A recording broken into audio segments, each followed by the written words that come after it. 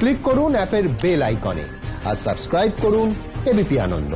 সব সময় থাকুন খবরে।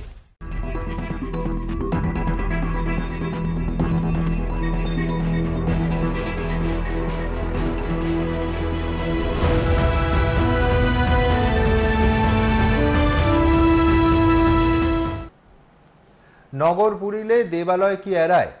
প্রায় 270 বছর আগে লেখা রায়গুণাকর ভারতচন্দ্রের এই কথাটা থেকে কেউ সান্ত্বনা খুঁজে নিতে পারে, কিন্তু তাতে পরিস্থিতি পাল্টায় না। বাস্তব কি বলছে?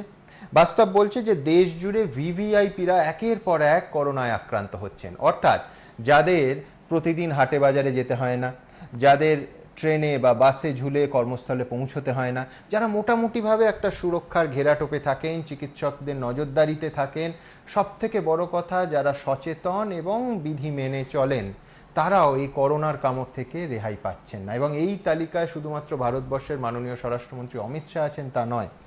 এই তালিকায় শিবরাজ সিং চৌহান, ইয়াদুরাপ্পা, প্রাক্তন অর্থমন্ত্রী পি চিদম্বরমের পুত্র, এই তালিকা কিন্তু একের পর এক নাম যোগ হয়ে দীর্ঘ থেকে দীর্ঘতর হচ্ছে। এদের একটা বড় অংশ আবার বেসরকারি হাসপাতালমুখী। অনেকেই প্রশ্ন তুলছেন যে কেন্দ্র এবং রাজ্য যখন বলছে যে সরকারি হাসপাতাল, সরকারি পরিকাঠামো কোভিড মোকাবিলায় সম্পূর্ণ প্রস্তুত, তাহলে এদের ঠিকানা প্রায় সবসময় বেসরকারি হাসপাতাল হচ্ছে কেন? এর পাশাপাশি কংগ্রেস প্রশ্ন তুলছে যে অমিত শাহ আক্রান্ত হওয়ার পর দেশের মাননীয় প্রধানমন্ত্রী কি অযোধ্যার ভূমি পুজোয় যাবেন? আমি এই রাজনৈতিক চাপানুতরে আসবো এবং এই অনুষ্ঠানেই আপনাদের দেখাবো যে অযোধ্যায় ভূমি পুজোর প্রস্তুতি এই মুহূর্তে কত দূর এগিয়েছে। আমাদের একাধিক প্রতিনিধি সেখানে পৌঁছেও গেছেন। কিন্তু সবার আগে ওই যে বললাম, শুধু ভিভিআইপি বললে ঠিক বলা হবে না। যারা দেশ এবং রাজ্যের কাণ্ডারি, অর্থাৎ যারা দেশ বা রাজ্য চালান, একের পর এক তারা করোনার শিকার হচ্ছেন। দেখুন, দেশের স্বরাষ্ট্রমন্ত্রী, একের পর এক রাজ্যের মুখ্যমন্ত্রী, কোথাও রাজ্যপাল, কোথাও দেশের প্রাক্তন অর্থমন্ত্রীর ছেলে, করোনার থাবা একের পর এক ভিভিআইপির ঘরে। এর মধ্যে সবচেয়ে উল্লেখযোগ্য লুটিয়ান্স দিল্লির 6 কৃষ্ণমেনন মার্গে করোনার হানা। এই বাংলোরই বাসিন্দা দেশের স্বরাষ্ট্রমন্ত্রী অমিত শাহ। এক বাক্যে যিনি দেশের দ্বিতীয় শক্তিশালী রাজনৈতিক ব্যক্তিত্ব, তারই করোনা আক্রান্ত হওয়ার ঘটনা গোটা দেশে শোরগোল ফেলে দিয়েছে। বিজেপি শাসিত দুই রাজ্যের মুখ্যমন্ত্রীও করোনা আক্রান্ত। প্রথমে করোনা আক্রান্ত হন বিজেপির হেভিওয়েট নেতা তথা মধ্যপ্রদেশের মুখ্যমন্ত্রী শিবরাজ সিং চৌহান। রবিবার দক্ষিণে বিজেপির সবচেয়ে হেভিওয়েট নেতা তথা কর্ণাটকের মুখ্যমন্ত্রী বিএস ইয়েদুরাপ্পাও করোনা সংক্রমিত হন। সোমবার করোনা আক্রান্ত হয়ে মৃত্যু হয়েছে উত্তরপ্রদেশ বিজেপির হেভিওয়েট নেত্রী তথা যোগী সরকারের মন্ত্রী কমলারানী বরুণের। করোনা আক্রান্ত হয়েছেন উত্তরপ্রদেশ বিজেপির সভাপতি স্বতন্ত্র দেব সিংও। দক্ষিণের রাজ্যগুলির মধ্যে তামিলনাড়ুতে ঝড়ের গতিতে বাড়ছে সংক্রমিতের সংখ্যা। সে রাজ্যে করোনা আক্রান্ত হয়েছেন খোদ রাজ্যপাল বনওয়ারিলাল পুরোহিত। করোনা থাবা বসিয়েছে প্রাক্তন কেন্দ্রীয় অর্থমন্ত্রী পি চিদম্বরমের ছেলে তথা কংগ্রেস সাংসদ কার্তি চিদম্বরমের শরীরেও। মধ্যপ্রদেশের মুখ্যমন্ত্রী শিবরাজ সিংহের দ্বিতীয় কোভিড টেস্ট রিপোর্টও পজিটিভ এসেছে। এবিপি আনন্দ। সরাসরি কথা বলবো ডক্টর কুণাল সরকারের সঙ্গে। কুণালদা, এক হচ্ছে যে রাষ্ট্রের সর্বোচ্চ প্রশাসনিক পদে যারা আছেন বা রাজ্যগুলোর সর্বোচ্চ প্রশাসনিক পদে যারা আছেন, তারা তো শুধু সুরক্ষা বলয় পাচ্ছেন তা নয়, তাদের যাবতীয় স্বাস্থ্যবিধি তাদের ক্ষেত্রে মানা হচ্ছে। আমি একাধিক ফুটেজ, গত 4 মাসে অন্তত 10টা ফুটেজ দেখেছি যেখানে অমিত শাহ বৈঠক করছেন। বৈঠকে যে কজন অংশগ্রহণকারী আছেন তারা 6 ফিট নয় 10 ফিট দূরে এক একজন বসে আছেন। চূড়ান্তভাবে ফিজিক্যাল ডিস্টেন্সিং মানা হয়েছে। প্রত্যেকের মুখ এবং নাক মাস্কে ঢাকা আছে, স্বরাষ্ট্রমন্ত্রী নিজে তো বটেই। যে হলঘরটায় বৈঠক হচ্ছে সেইটার আয়তন যে কোনো মধ্যবিত্ত বাঙালির গোটা ফ্ল্যাটের অন্তত 5 গুণ। সুতরাং চূড়ান্ত স্বাস্থ্যবিধি এবং ফিজিক্যাল ডিস্টেন্সিং মানা হয়েছে। এবং বারবার আমরা খোঁজ নিয়ে দেখেছি যে এই ধরনের হলগুলো বা যেখানে তারা যাচ্ছেন, তারা পৌঁছানোর আগে, এমনকি বৈঠকের মাঝে মাঝে তারা বেরিয়ে যাচ্ছেন, ঘন্টায় ঘন্টায় স্যানিটাইজ করা হচ্ছে। গোটা রাজভবন যে কোনো রাজ্যে তাতে মোটামুটি হাতি বেঁধে রাখা যায়। এই পর্যায়ের সোশ্যাল ডিস্টেন্সিং বা ফিজিক্যাল ডিস্টেন্সিং মেনটেন করা হয়েছে। এরা কেউ এরকম নন যে বাসে ট্রামে ভিজিট করছেন বা গায়ের কাছে কেউ কেসে ফেলার সুযোগ পাচ্ছেন। তো আমি বলছি যে এখান থেকে তো সাধারণ মানুষের একটা ইনসিকিউরিটি হওয়া স্বাভাবিক যে এই মানুষগুলো এত মানে আমি বলবো এত যত্নে, এত নিজেদের সচেতনতার মধ্যে থেকে যদি কোভিড আক্রান্ত হন, আমরা সাধারণ মানুষ, আমজনতা কোথায় যাবে? কুণালদা, দেখো সুমন, কথাটা হলো নিশ্চয়ই মানে এনারা যতটা মানে আমাদের কাছে, আমার তোমার কাছে যতটা এরা চাক্ষুষভাবে সুরক্ষিত, এদের কিছু কিছু সমস্যাও আছে। জানো, এদের প্রথম একটা সমস্যা হলো যে এদের দিনের অনেকটা সময় যারা political, administrative, strategy making, policy making এর কাজে আছেন, এদের দিনের প্রায় 95% যেটাকে আমি তুমি কাজকর্ম বলে মনে করি, সেটা হচ্ছে ভীষণ এটা প্রক্সিমেট পাবলিক ইন্টারাকশন ভিত্তিক। এদের বেশ কিছু এখন ক্যামেরার সামনে যখন কতগুলো এবং এনাদের যারা ওই পাবলিক রিলেশন এটসেট্রা দেখেন, আমার মনে হয় এরাও খুব বিচক্ষণ ব্যক্তি। যখন ক্যামেরার সামনে কোনো সভা হচ্ছে সেরকম হয়তো তারা বেশ সাজিয়ে গুছিয়ে পাবলিক ডিস্টেন্সিং মেনটেন করছেন, কিন্তু সারা দিন ধরে যত মানুষের সঙ্গে, এই যে ধরো ক্যাবিনেট টু ক্যাবিনেট ট্রান্সমিশনের রেটই তো যথেষ্ট high. Cabinet to cabinet transmission অন্তত cabinet minister to cabinet minister বোধহয় 3বার গুজরাটে হয়েছে, ইয়েডুরাপ্পার ক্ষেত্রেও তাই হয়েছে। এবার সত্যি কথা আমি জানি না যে অমিত শাহের সাসপেক্ট লিস্টে কে, যে কার থেকে ওনার হলো। তো একটা হলো যে এদের কাজকর্মটা সবসময়তেই যে ওই বেশ 2-4 জন যাকে বলে একসঙ্গে বসে হাডল আপ করে হবে সেইটা, যতটা সতর্কতা ক্যামেরার সামনে ওরা রাখেন ততটা সতর্কতা যখন একটা খুব ক্রুশিয়াল হিটেড পলিটিক্যাল ডিসকাশন হয় কি স্ট্র্যাটেজিক ডিসকাশন হয় তারা রাখতে পারেন কিনা আমরা জানি না। আরেকটা সমস্যা এদের হচ্ছে যে এদের ঘিরে এই যে একটা জেড ক্যাটেগরি কি সুপার জেড ক্যাটেগরি যে সুরক্ষা বলা, এটা অনেক সময় that can also be a source of a problem. তো আমি সত্যি জানি না যে এদের ক্ষেত্রে কিসের থেকে হলো, কিন্তু আমরা যদি ওই বিগত তুমি যেরকম বললে কর্ণাটকে, গুজরাটে, এমনকি শিবরাজ সিং চৌহানের ক্ষেত্রে, মধ্যপ্রদেশে ইনফেকশনটা শুরু হয়েছিল ক্যাবিনেট সেক্রেটারিয়েট দিয়ে। মধ্যপ্রদেশে প্রথম 50 জন ইনফেক্টেড এর মধ্যে 48 জন ছিল ক্যাবিনেট সেক্রেটারিয়েটে, তার মধ্যে 30 জন ছিল হেলথ ডিপার্টমেন্টের। সো এইভাবে জিনিসটা ছড়াচ্ছে। এবং যাই হোক, তো সাধারণ মানুষ যারা সাধারণ পরিস্থিতিতে আছেন, আমার মনে হয় আমাদের মধ্যে কিছুটা দুশ্চিন্তা ভয় আছে, কিন্তু এই ঘটনাটা আমরা সবাই চাইবো তারা তাড়াতাড়ি ভালো হয়ে উঠুন, কিন্তু আমাদের একেবারে প্যানিক করার তেমন কিছু নেই এটার থেকে।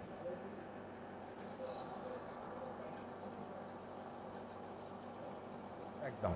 কুণালদা, আবার এই আলোচনার পরবর্তী পর্যায়ে আপনার কাছে আসবো। আমি দ্রুত দর্শকদের দেখিয়ে নিতে চাইবো যে যেখানে কিছুটা বিস্ময় যে মানুষগুলো অন্তত ক্যামেরার সামনে যতক্ষণ তাদের পাচ্ছি বা স্টিল ছবিতে, প্রেস রিলিজে পাচ্ছি, সমস্তভাবে সব বিধি মেনে চলছেন, সেই ভিভিআইপিরা তারাও আক্রান্ত হচ্ছেন। দেখুন। দেশের স্বরাষ্ট্রমন্ত্রী মোদী সরকারের নম্বর 2 6 কৃষ্ণ মেনন মার্গে তার বাসভবন হোক বা নর্থ ব্লকে অফিস, সবই দুর্ভেদ্য দুর্গ। সাধারণ মানুষ তো দূরের কথা, অন্য মন্ত্রী আমলাদেরও পৌঁছতে হয় বিস্তর প্রোটোকল মেনে। কিন্তু ভাইরাসকে ঠেকাবে কে? করোনা সংক্রমণ থাবা বসিয়েছে কেন্দ্রীয় স্বরাষ্ট্রমন্ত্রী অমিত শাহর শরীরেও। এই খবর রাজনৈতিক মহলে যেমন শোরগোল ফেলে দিয়েছে, তেমন সাধারণ মানুষের মনে তৈরি উদ্বেগ আরো বেড়েছে। সকলে বলছেন, দেশের স্বরাষ্ট্রমন্ত্রী যদি করোনা আক্রান্ত হন, তাহলে বাস অটোয় চেপে অফিস যাওয়া সাধারণ মানুষের কি হবে? সতর্কতার কথা যদি ধরা হয়, তাহলে কেন্দ্রীয় স্বরাষ্ট্রমন্ত্রীর থেকে বেশি নিয়ম বিধি মানা সাধারণ মানুষের পক্ষে সম্ভব নয়। অমিত শাহকে ভিড়ের মধ্যে যেতে হয় না। সাম্প্রতিক অতীতে সভা বৈঠকের মতো দলীয় কর্মসূচিও তিনি সেরেছেন ভার্চুয়ালে। অমিত শাহকে গণপরিবহন ব্যবহার করতে হয় না, তার জন্য রয়েছে ব্যক্তিগত গাড়ির বিশাল কনভয়। বাছাই কয়েকজন ছাড়া বাইরের লোকের সংস্পর্শে আসতে হয় না। বুধবার কেন্দ্রীয় মন্ত্রিসভার যে বৈঠকে তিনি যোগ দেন, সেখানেও দূরত্ববিধি মেনেই বসেছিলেন মন্ত্রীরা। এরপরেও অমিত শাহ করোনা সংক্রমিত হলেন কিভাবে? আর তাই ভিভিআইপিদের একের পর এক করোনা সংক্রমণের ঘটনা উদ্বেগ আরো বাড়াচ্ছে।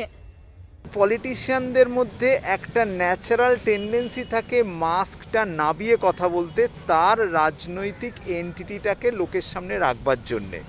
এই যে মাস্কটা তারা নাবান, এইটা কিন্তু তাদের চরম ক্ষতি করে আনছে।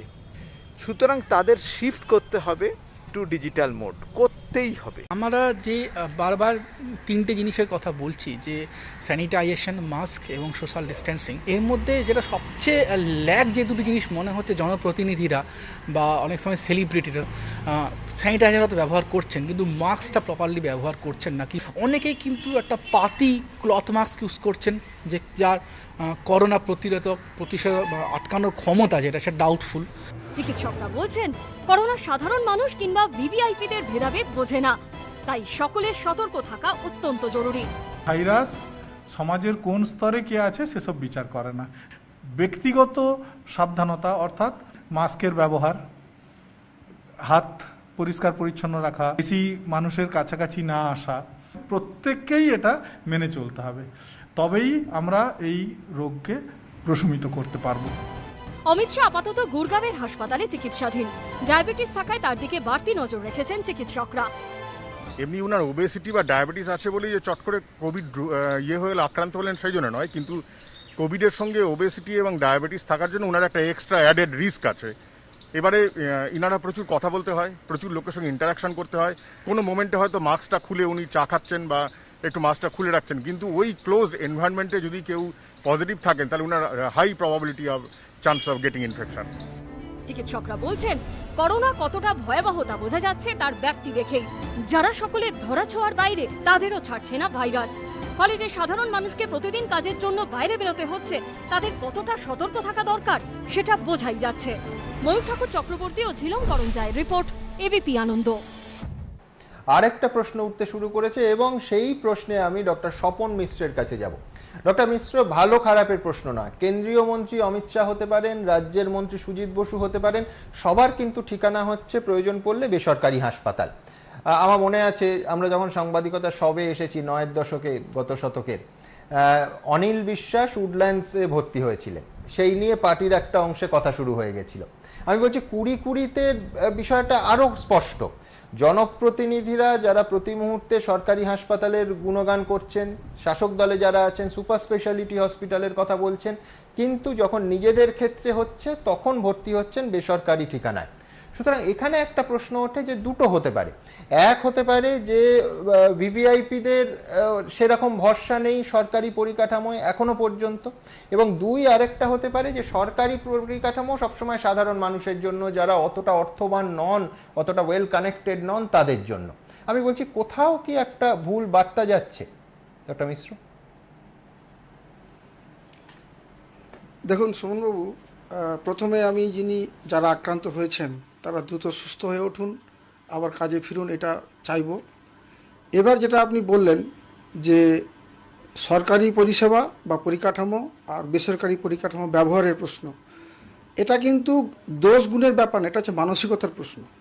প্রশ্নটা হচ্ছে যে জননেতা যারা, তারা শুধু মানুষ নন, তারা হচ্ছে জনগণের পথপ্রদর্শক। তারা কি করছেন, তারা কোন দিকে যাচ্ছেন, কি চাইছেন, কোথায় যাচ্ছেন, এগুলো কিন্তু মানুষ খেয়াল করে এবং খেয়াল করে সেটাকে ফলো করার চেষ্টা করে।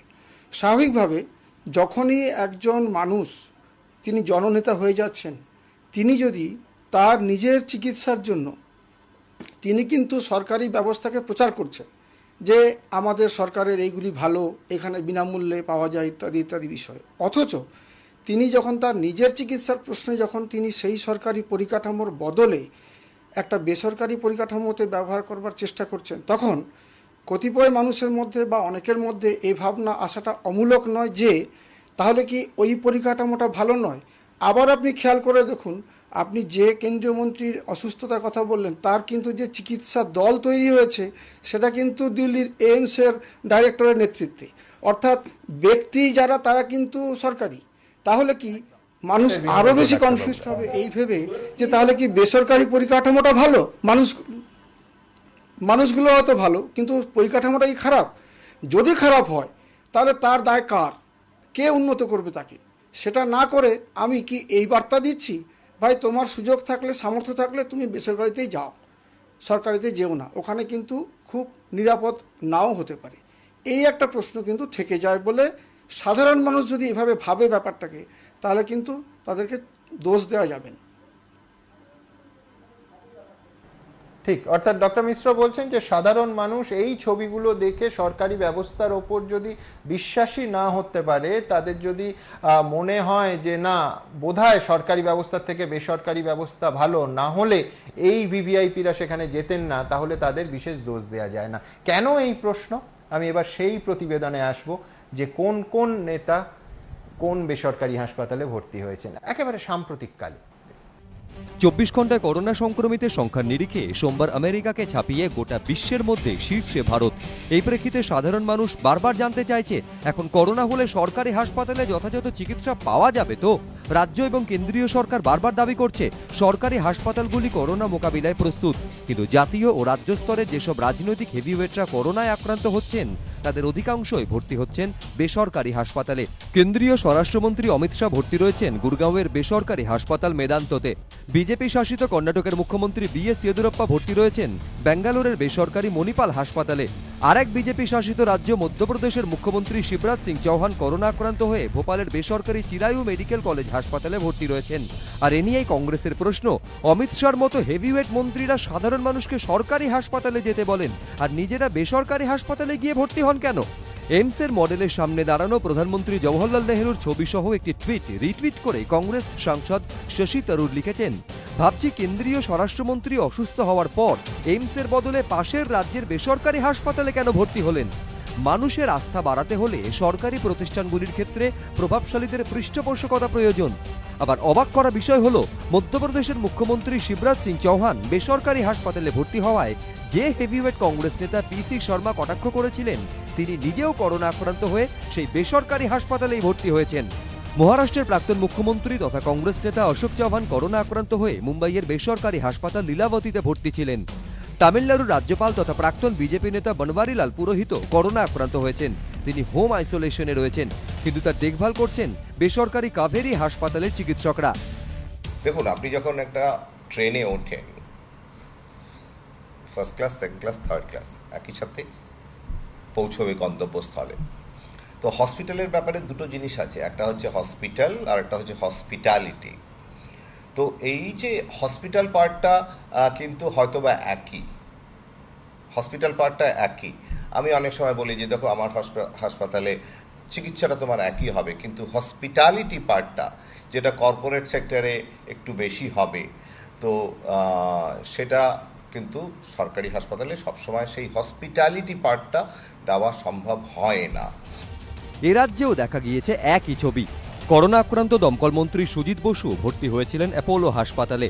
করোনা আক্রান্ত হয়ে মৃত তৃণমূল বিধায়ক তমনাশ ঘোষও সেখানেই ভর্তি ছিলেন। করোনা আক্রান্ত দিনহাটার তৃণমূল বিধায়ক উদয়ন গুহ শিলিগুড়ির নেওটিয়া গেটওয়েল হেলথ কেয়ার হাসপাতালে ভর্তি ছিলেন। বিজেপি সাংসদ লকেট চট্টোপাধ্যায়ও করোনা সংক্রমণের পর ভর্তি হন মেডিকা সুপার স্পেশালিটি হাসপাতালে। হেভিওয়েট সিপিএম নেতা তথা প্রাক্তন পরিবহন মন্ত্রী শ্যামল চক্রবর্তী করোনা আক্রান্ত হয়ে পিয়ারলেস হাসপাতালে ভর্তি আছেন। সিপিএমের পলিট ব্যুরো সদস্য মোহাম্মদ সেলিমও করোনা আক্রান্ত হয়ে ভর্তি মেডিকা হাসপাতালে। কিন্তু যারা সাধারণ মানুষকে সরকারি পরিকাঠামোর প্রতি আস্থা রাখতে বলছেন, তারাই যদি চিকিৎসার জন্য বেসরকারি হাসপাতালে যান, তাহলে অন্যরা সরকারি ব্যবস্থার উপর ভরসা রাখবেন কিভাবে? প্রশ্ন তুলছেন চিকিৎসকরাই। পলিটিক্যাল পার্সোনালিটি, তিনি মুখে বলছেন যে আমার রাজ্যের এই হসপিটালের চিকিৎসা বা আমার কেন্দ্রের এই hospital is the best for Covid treatment, এবং যখন আমি অসুস্থ হচ্ছি তখন সেই জায়গাগুলোয় ভর্তি না হয়ে আমি বাইরে ভর্তি হচ্ছি, তখন কিন্তু সাধারণ মানুষের মনে সত্যি সত্যি পরিষেবা নিয়ে প্রশ্ন থাকে। যে অরবিন্দ কেজরিওয়াল দাবি করেন তার সরকার দিল্লির স্বাস্থ্য ব্যবস্থার ভোল বদলে দিয়েছে, তারই স্বাস্থ্যমন্ত্রী সত্যেন্দ্র জৈন সম্প্রতি করোনা সংক্রমিত হন। প্রথমে তাকে সরকারি রাজীব গান্ধী সুপার স্পেশালিটি হাসপাতালে ভর্তি করা হয়, কিন্তু পরে দিল্লির বেসরকারি ম্যাক্স হাসপাতালে সরিয়ে সেখানে প্লাজমা থেরাপি করা হয়। আপনি আচরি ধর্ম পরে রেশে খাও। হেভিওয়েট নেতা মন্ত্রীরা নিজেরা কবে থেকে এটা মেনে চলবেন? প্রশ্ন সাধারণ মানুষের। ময়ূখ ঠাকুর চক্রবর্তী, ঝিলম করঞ্জাই ও সন্দীপ সরকার, এবিপি আনন্দ। অমিত শাহ বেসরকারি হাসপাতালে কেন ভর্তি হলেন, অনেকে সেই প্রশ্ন তুলছেন, কিন্তু পাশাপাশি বিরোধীরাও মানছেন যে মুহূর্তে কেন্দ্রীয় স্বরাষ্ট্রমন্ত্রীর রিপোর্ট পজিটিভ এসছে, তিনি চূড়ান্ত সচেতনতার একটি কাজ করেছেন। সেটা হচ্ছে একেবারে সোশ্যাল মিডিয়ায় নিজের টুইটার অ্যাকাউন্ট থেকে তিনি পোস্ট করেছেন যে অনুরোধ করেছেন সবার কাছে যারা তার সংস্পর্শে এসেছেন কয়েকদিনের মধ্যে তারা যেন সতর্ক হয়ে যান, আইসোলেশনে চলে যান এবং পরীক্ষা করান। কিছুদিন আগেই আমাদের রাজ্যের একাধিক নেতা যেমন বাবুল সুপ্রিয়, কেন্দ্রীয় মন্ত্রী দেবশ্রী চৌধুরী, স্বপন দাশগুপ্তের মতো নেতারা তার সঙ্গে দেখা করেন। এই ঘণ্টাখানেকের সফরেই আপনাদের দেখিয়েছি গত 31 তারিখ দুজন সাংসদ সৌমিত্র খান এবং নিশীথ প্রামাণিক এই রাজ্যে রাষ্ট্রপতি শাসন জারি করার দাবি নিয়ে তার সঙ্গে দেখা করেন। সুতরাং এই তালিকা অনুযায়ী প্রত্যেকে সঙ্গে সঙ্গে সতর্ক হয়ে যান। এবার দিল্লি দরবারেও করোনার হানা। করোনা ভাইরাসের কবলে খোদ কেন্দ্রীয় স্বরাষ্ট্রমন্ত্রী তথা প্রাক্তন বিজেপি সভাপতি অমিত শাহ। করোনা আক্রান্ত হওয়ার পর টুইটে মোদির প্রধান সেনাপতি পরামর্শ দেন, গত কয়েকদিনে যারা যারা তার সংস্পর্শে এসেছেন তারা যেন আইসোলেশনে থাকেন এবং করোনা টেস্ট করিয়ে নেন। সঠিক মাস্ক সঠিকভাবে পরা নেই।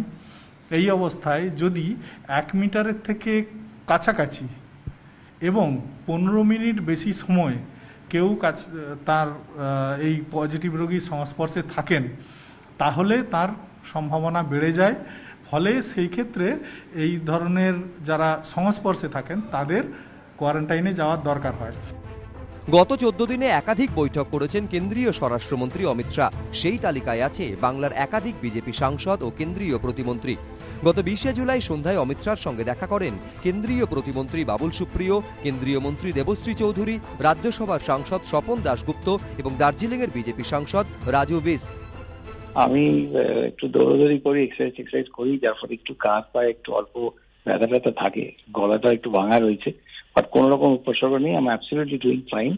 যা টেস্ট মঙ্গলবার রাত্রিতে করে তারপরেই বুঝতে পারবো, বাট যা যা প্রিকশন নেওয়ার সেটা খুব সিরিয়াসলি নেবো, কারণ আমার বাবা মা দুজনেই বয়স্ক, প্লাস 80 আমার বাবা, আর মেয়েও 3 বছরের কম, যার ফলে আপনি ভেরি কেয়ারফুল।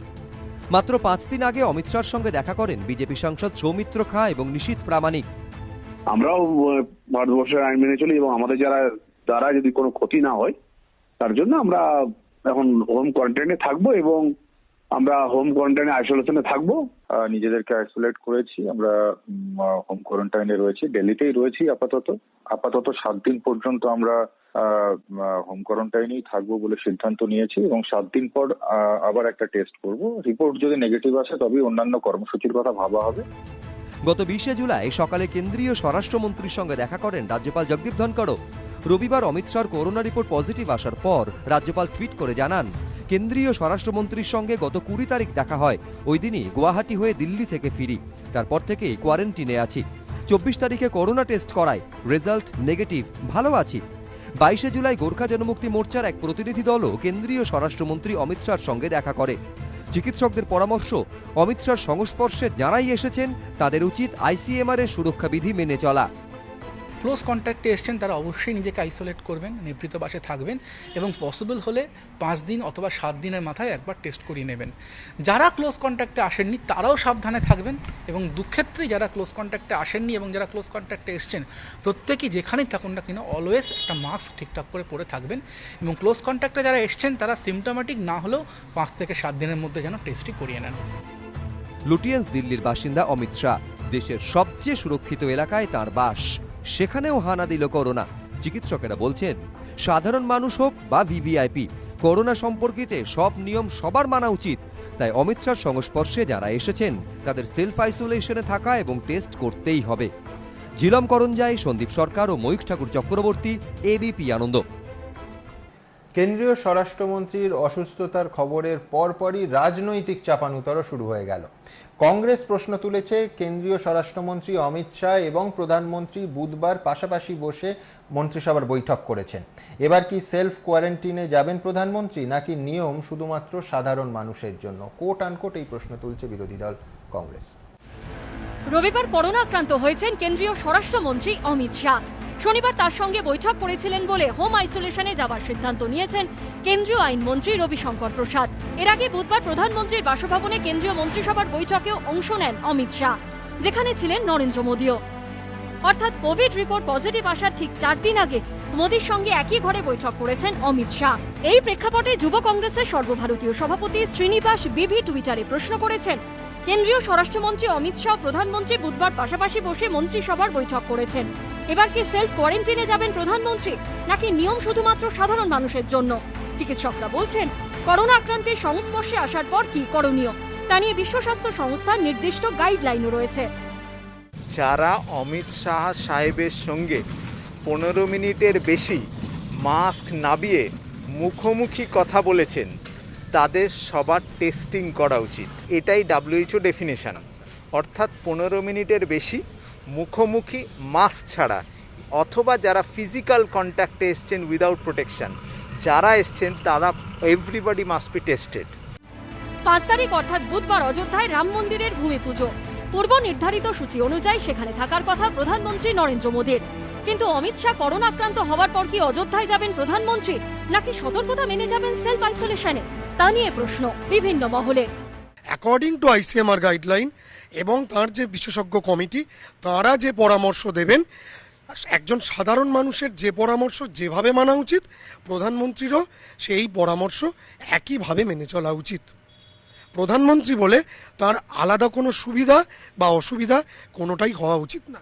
তাদেরকে তো কোয়ারেন্টাইনে যাওয়া উচিত, খুব ক্লোজ কন্ট্যাক্ট যদি হয় এবং ডিস্টেন্সটা যদি মেনটেইন না থাকে তাহলে তাদের কোয়ারেন্টাইনে যাওয়া উচিত।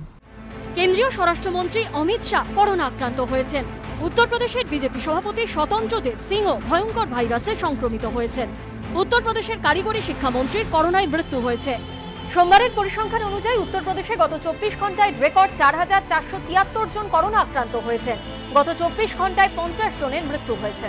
এই পরিস্থিতিতে দিগ্বিজয় সিং এর প্রশ্ন, উত্তরপ্রদেশের মন্ত্রীর করোনায় মৃত্যু হয়েছে, উত্তরপ্রদেশের বিজেপি সভাপতি করোনা আক্রান্ত। এই পরিস্থিতিতে উত্তরপ্রদেশে মুখ্যমন্ত্রী এবং প্রধানমন্ত্রীর কি কোয়ারেন্টিনে যাওয়া উচিত নয়? কোয়ারেন্টিনে যাওয়াটা কি শুধু সাধারণ মানুষের জন্য বাধ্যতামূলক? প্রধানমন্ত্রী মুখ্যমন্ত্রীর জন্য কি এই নিয়ম প্রযোজ্য নয়? যদিও মুখ্যমন্ত্রী যোগী আদিত্যনাথ সোমবার জানিয়েছেন ভূমি পুজো করবেন প্রধানমন্ত্রী। देश के यशस्वी प्रधानमंत्री आदरणीय मोदी जी अयोध्या में लगभग 500 वर्षों की इस परीक्षा के परिणाम के साथ भगवान श्री राम के भव्य मंदिर निर्माण की आधारशिला रखेंगे। বুধবার অযোধ্যায় প্রায় 2 ঘন্টা থাকার কথা নরেন্দ্র মোদীর। এই অনুষ্ঠানে লালকৃষ্ণ আডবাণী এবং মুরলী মনোহর যোশীকে নিমন্ত্রণ জানানো হয়নি বলে সূত্রের খবর। সন্দীপ সরকার ও ঝিলম করঞ্জায়ের রিপোর্ট, এবিপি আনন্দ। এই অংশে আমাদের পরিচিত চেস ক্লক ফরম্যাটে বিতর্ককে নিয়ে যাব। আমার সঙ্গে এই মুহূর্তে 4 জন অতিথি আছেন। বিজেপির প্রতিনিধি প্রণয় রায়, তৃণমূল কংগ্রেসের প্রতিনিধি কুণাল ঘোষ, অধ্যাপক পার্থপ্রতিম বিশ্বাস এবং চিকিৎসক ডক্টর কুণাল সরকার।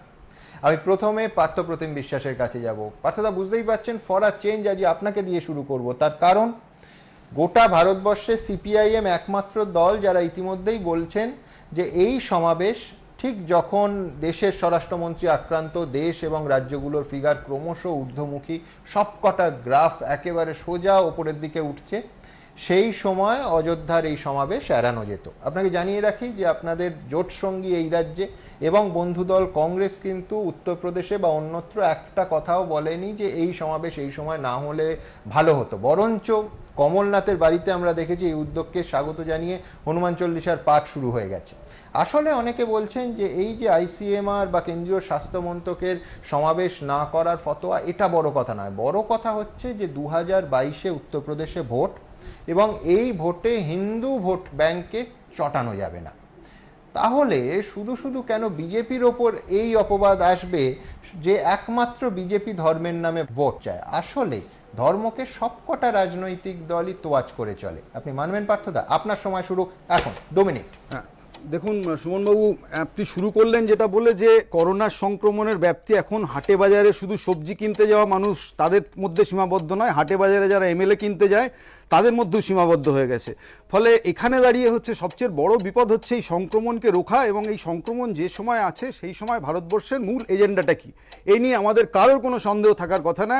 যে কারণে দেশের 2 নম্বর মানুষ হচ্ছে যে বেসরকারি হাসপাতালে ভর্তি হচ্ছেন সরকারি স্বাস্থ্য ব্যবস্থার প্রতি ভরসা রাখতে না পেরে, তাহলে সেখান থেকে পরিষ্কার হয়ে যাচ্ছে যে গোটা দেশের স্বাস্থ্য ব্যবস্থার অবস্থা কি, গোটা দেশের বেকারি কি, খিদে কি, রেশন কি, শিল্প কি, সমস্তটা। ফলে এখানে নজর ঘোরানো এবং বিভাজনের রাজনীতি, সামনে বিহারে ভোট, সামনে পশ্চিমবঙ্গে ভোট, তারপর উত্তরপ্রদেশে ভোট, নিশ্চিতভাবেই আমি বললাম ভোট রাজনীতির একটা অন্যতম অধ্যায় হচ্ছে যে রাম এবং রাম জন্মভূমির এই উপাসনা পুজো, ভূমি পুজো। আমি এই কারণের জন্য বলছি যে আমি অমিত শাহকে অন্তত পক্ষে একটু ধন্যবাদ দেব। তিনি অন্তত বলেছেন এই করোনা সংক্রমণের পরিস্থিতিতে যে প্রত্যেককে সজাগ থাকতে, এবং নাম্বার 2 এই বাণী দেশের যিনি বলছেন, আমি বলছি দেশের প্রধানমন্ত্রীরও সচেতন হওয়া উচিত। এই কারণে আপনারা বহুদিন দেখিয়েছেন যে অমিতাভ বচ্চন, অভিষেক বচ্চন, ঐশ্বর্য রায় তারা করোনা মোকাবিলায় প্রধানমন্ত্রীর ডাকে বারান্দায় বাতি নিমিয়ে হচ্ছে যে হাততালি দিয়েছেন, ঘন্টা বাজিয়েছেন, কিন্তু এত সত্ত্বেও তারা করোনা আটকাতে পারেনি। ফলে এই অবস্থায় যে প্রধানমন্ত্রীর কথা শুনে যারা এই লড়াই নেমেছিলেন, এখন প্রধানমন্ত্রীর উচিত যে আসলে যে রাজনীতির যে লড়াইটা, যেটা আসলে ওই ভূমি পুজোর নামে হতে চলেছে, সেইটা না করে তার নৈতিক দায়িত্ব তার ডাকে যেমন সাড়া দিয়েছিলেন দেশবাসী, তাহলে দেশবাসীর প্রয়োজনে তিনি রোজ আমাদের সামনে যে কথাগুলো বলেন যে 6 গজ কি দূরি, হাতে মাস্ক, স্যানিটাইজার, বাইরে বেরোবেন না, কোয়ারেন্টাইনে থাকুন, এখন অনেক বেশি প্রয়োজন প্রধানমন্ত্রীর সেই সামাজিক সুরক্ষা নিশ্চিত করা সাধারণ মানুষের। বরং সেটা না করে এই ঘোলা জলে, আমি বললাম এই বিভাজনের রাজনীতির ঘোলা জল এই করোনার সময়ও ছাড়ছে না, পিছু ছাড়ছে না। এবং রামকে ভোটের ময়দানে নামানো বহুদিন ধরে দেখছি, কিন্তু এত ক্রুড পিকচার আমরা কখনো দেখিনি, যেখানে দাঁড়িয়ে রাম ভক্তরা আসলে বিভীষণের ভূমিকা পালন করছেন গোটা দেশের মানুষের কাছে। এবং এখানেই বিপদ, সবচেয়ে বড় বিপদ আমাদের দেশের। ধন্যবাদ, অনেক ধন্যবাদ পার্থদা আপনাকে। আমার পরের অতিথির কাছে যাব, বিজেপির প্রতিনিধি প্রণয় রায়। প্রণয়দা, গোটা দেশে একটাই প্রশ্ন যে প্রধানমন্ত্রী কি যাবেন, তার কারণ হচ্ছে ICMR এবং কেন্দ্রীয় স্বাস্থ্য মন্ত্রকের গাইডলাইন্স বলছে যে কোভিড পজিটিভ রোগীর সংস্পর্শে যারা এসেছেন তাদের আইসোলেশনে থাকা উচিত এবং টেস্ট করা উচিত। দ্বিতীয় আমার কাছে আরো বড় প্রশ্ন যে প্রধানমন্ত্রী যেখানে যাবেন সেই রামলালার মন্দির, সেখানে সহকারী পুরোহিত প্রদীপ দাস সহ 17 জন পুলিশ কর্মী ইতিমধ্যেই কোভিড পজিটিভ। আমি টিভি ফুটেজে দেখছিলাম যে প্রদীপ দাসের পাশেই উত্তরপ্রদেশের মাননীয় মুখ্যমন্ত্রী যোগী আদিত্যনাথ দাঁড়িয়ে আছেন। যোগী আদিত্যনাথের মন্ত্রিসভার কারিগরি শিক্ষামন্ত্রী কমল রানী বরুণ, কালকে তাকে আমরা হারিয়েছি। সব মিলিয়ে যা পরিস্থিতি, প্রণয়দা আপনি মানবেন শুধু বিজেপি সমর্থক বা বিজেপি কর্মী নন, প্রধানমন্ত্রী যাতে সমস্ত রকমের ঝুঁকির ঊর্ধ্বে থাকেন, 130 কোটির এই দেশে প্রত্যেকটা নাগরিক তা নিয়ে উদ্বিগ্ন হবেন। প্রণয়দা, আপনার সময় শুরু এখন। সুমনদা, দীর্ঘ লকডাউনের পরে আনলক শুরু হয়েছে এবং সারা দেশে আনলক চলছে, কোনো কাজই কিন্তু বন্ধ নেই। আমরা আপনার স্টুডিওতে আসছি, আপনি প্রোগ্রাম করছেন, কারণ কি আমরা জানি না যে করোনা কাকে আক্রমণ করবে, কাকে করবে না, কখন করবে, কখন করবে না। এই অবস্থায় সারা ভারতবর্ষের সমস্ত কাজ যদি হতে পারে, তো 500 বছরের আন্দোলন, স্বাধীন ভারতে 70 বছরের আইনি লড়াই এবং তারপরে সুপ্রিম কোর্টের নির্দেশের পরে সমস্ত রকম আচরণবিধি মেনে মাত্র 150 জনের জমায়েত করে যদি একটা অনুষ্ঠান হয়, আমি তো বুঝতে পারছি না যে কেন এটা নিয়ে এত আলোচনা চলছে। এই যে গত শনিবার ঈদ উৎসব হয়ে গেল, আপনার কাছে ভিডিও ফুটেজ আছে কিনা জানি না, আমি আপনাকে দিতে পারি। কলকাতা শহরে কতগুলো মসজিদে কয়েকশো লোক মিলে নামাজ পড়েছে। আজকে সেটা নিয়ে যদি আলোচনা না হতে পারে, সেটা নিয়ে যদি 10 মিনিট সঙ্গে সুমন না হতে পারে, তাহলে এত বড় একটা বিপদ। আজকে আপনি ভাবুন তো, সারা ভারতবর্ষের কোটি কোটি হিন্দু কত স্যাক্রিফাইস করছে। এই 5ই আগস্ট দিনটা তাদের কাছে কত মূল্যবান। তারা আজকে অযোধ্যায় যেতে পারত। আজকে এই কলকাতা শহরের রামকোঠারি, শরৎ কোঠারি, তারা সেখানে আত্মবলিদান দিয়েছে মোলায়েম সিং যাদবের গুলির কাছে। এই কলকাতা শহরের যারা কর সেবক সেদিন গেছিল, তারা আজকে উপস্থিত থাকতে পারত, কিন্তু তারা পারছে না। তার কারণ করোনা, স্বাস্থ্যবিধি। তারপরেও এটা আলোচনার পর্যায়ে আসছে কেন? এটা বারবার কেন হচ্ছে? হিন্দুদের ক্ষেত্রেই কেন হচ্ছে? কেন অন্য সম্প্রদায়, অন্য কোনো কাজ তো বাদ নেই, কোনো রাজনৈতিক দলের মিটিং মিছিল তো বন্ধ নেই, 21শে জুলাই তো বন্ধ হয়নি। আর 2 নম্বর কথা, আইসোলেশন আর গাইডলাইন বলছে হিন্দু মুসলমান বাদ দিন, দেশের প্রধানমন্ত্রী যেখানে যাবেন সেই জায়গাটা 100% নিরাপদ কিনা দেশের মানুষ হিসেবে উদ্বেগ থাকবে না কারণ? একদম থাকবে। এই কলকাতা শহরে পশ্চিমবঙ্গের প্রথম কোভিড আক্রান্ত আপনার নবান্নে ঘুরে বেরিয়েছিল এবং সেই নবান্নে আমাদের মাননীয় মুখ্যমন্ত্রী বসেন। সেই নবান্নে মুখ্যমন্ত্রী বসার পরে মুখ্যমন্ত্রী আইসোলেশনে গেছিলেন কি? সেটা নিয়ে কোনো প্রশ্ন উঠেছিল কি? সেটা নিয়ে তো কোনো প্রশ্ন উঠেনি। সেই জন্য ছেড়ে দিন না। আমাদের প্রধানমন্ত্রী যথেষ্ট বিচক্ষণ এবং সমস্ত ডাক্তার আছে এবং নিশ্চয়ই তিনি যা সিদ্ধান্ত নেবেন সেটা দেশের স্বার্থেই হবে, কিন্তু অহেতুক এটাকে ইস্যু বানানো উচিত না। আমি আবার প্রণয়দাকে মনে করিয়ে দেবো, প্রণয়দা আপনার সময় শেষ, কিন্তু প্রধানমন্ত্রী আপনাদের নয়, প্রধানমন্ত্রী দলের নয়, প্রধানমন্ত্রী 130 কোটি ভারতবাসীর, আমাদের সবার। আমি কুণাল ঘোষের কাছে আসবো। কুণালদা, নিশ্চয়ই আপনি আমার সঙ্গে একমত হবেন যে জনস্বাস্থ্যের থেকে বড় কিছুই নয় রাজনৈতিক, ধর্মীয়, সামাজিক সমাবেশ, সেটা এই মুহূর্তে বিধি লঙ্ঘন করে হওয়াটা, নিয়ম বিধিকে অতিক্রম করে হওয়াটা কেউ নিশ্চয়ই মানবেন না যে নিয়ম নীতির সঙ্গে কোথাও আপোষ করা যাবে। অযোধ্যায় বিধি লঙ্ঘন করলে করোনা ছড়ায়, কিন্তু বাংলায় ছড়ায় না। সত্যি সত্যি বাস্তব পরিস্থিতিটা কুণালদা নিশ্চয়ই এরকম নয়। আমি আপনার কাছে যাব, কিন্তু তার আগে আজ তৃণমূল কংগ্রেসের রাখি বন্ধনে সেই কোভিড বিধি কতটা রক্ষিত হলো একটা প্রতিবেদন দেখাবো, তারপর আপনার কাছে যাব। দেখুন, রবিবার আক্রান্ত ও মৃত্যু দুয়ের নিরিখেই রাজ্যে রেকর্ড হয়েছে, কিন্তু এরই মধ্যে সোমবার রাজ্যে সর্বাধিক করোনা সংক্রমিত জেলা কলকাতার বিভিন্ন প্রান্তে তৃণমূলের রাখি বন্ধন উৎসব ঘিরে যে ছবি উঠে এলো তা যথেষ্ট উদ্বেগের। বেহালায় এদিন 3টি রাখি বন্ধন উৎসব কর্মসূচিতে যোগ দেন পার্থ চট্টোপাধ্যায়, কিন্তু কোথাও সোশ্যাল ডিস্টেন্সিং এর নাম গন্ধ ছিল না। প্রথমে তৃণমূলের মহাসচিব যান 129 নম্বর ওয়ার্ডে। তিনি গাড়ি থেকে নামার পরই ভিড়। সোশ্যাল ডিস্টেন্সিং এর কোনো চিহ্ন নেই। এরপর সবাইকে সতর্ক করেন পার্থ চট্টোপাধ্যায়। এরপর তিনি যান 125 নম্বর ওয়ার্ডে, কিন্তু সেখানেও বিধি ভঙ্গের ছবি। সবশেষে বেহালায় বিধায়ক কার্যালয়ের সামনে রাখি বন্ধন কর্মসূচিতে যোগ দেন পার্থ চট্টোপাধ্যায়, কিন্তু কোথাও দূরত্ব বিধির ছিটে ফোঁটাও ছিল না। এদিন আগাগোড়া শিক্ষামন্ত্রীর কনভয়ের সঙ্গে ছিলেন কয়েকজন দলীয় কর্মী। একই বাইকে একাধিক তৃণমূল কর্মীকে বসতে দেখা যায়। প্রতিদিন স্বাস্থ্য চর্চায় যদি 25টা লোক পিছন পিছন ঘুরে তার দূরত্ব মেনটেন করছে, কিন্তু আমার যদি এখানে 5টা লোক বসে হয় আপনারা এমনভাবে দেখাবেন দূরত্ব বিধি মানা হবে। পরে অবশ্য সবাইকে ফের স্বাস্থ্যবিধি মেনে চলার পরামর্শ দেন তৃণমূল মহাসচিব। একইভাবে কলকাতার 68 নম্বর ওয়ার্ডে ব্লক তৃণমূলের উদ্যোগে রাখি বন্ধন উৎসবেও চূড়ান্ত বিধিভঙ্গের ছবি ধরা পড়ে। গা ঘেঁষাঘেঁষি করেই চলে উৎসব উদযাপন। একসঙ্গে হাতে বেঁধে এটা কি যুক্তিযুক্ত না? ডিস্টেন্সিংটা আমরা সম্ভব মেনটেন করেছি, হাতে রাখি পরাইনি, ধরিয়ে দিই। চেতলায় 82 নম্বর ওয়ার্ডে রাখি বন্ধন উৎসবে যোগ দেন মন্ত্রী ফিরহাদ হাকিম। পরিস্থিতি দেখে বাধ্য হয়ে নিজেই এগিয়ে যান ভিড় সরাতে। আমরা চেষ্টা করছি যাতে মানুষ সোশ্যাল ডিস্টেন্সিং নিয়ে থাকেন। অনেক মানুষ করছেন, আবার কিছু মানুষ আছেন যারা এটা করছেন না। করোনা হয়ে গেলে হাঁপাহিস্টি করছেন, কিন্তু সোশ্যাল ডিস্টেন্সিং মানছেন না। তাদের নিয়েই বেশি চিন্তা। রাসবিহারীতে রাখি বন্ধন উৎসবেও তৃণমূল কর্মীদের হুড়োহুড়ি, যা দেখে কার্যত ক্ষোভ উগড়ে দেন বিদ্যুৎ মন্ত্রী। তো গায়ের মধ্যে দাঁড়িয়ে আছিস কেন? তোরা একটু সরে দাঁড়াতে পারছিস না? গায়ের ওপর দাঁড়িয়ে আছিস কেন? আমি কিন্তু প্রত্যেক জায়গায় কি খুব চেঁচামেচি করি। আমি যখনই দেখি লোকে গায়ে গায়ে দাঁড়িয়ে আছে আমি বলি আমি প্রোগ্রাম করবো না। বেলেঘাটার তৃণমূল বিধায়ক পরেশ পালের রাখি বন্ধন উৎসবেও দেখা যায় বিধি না মানার এক ছবি।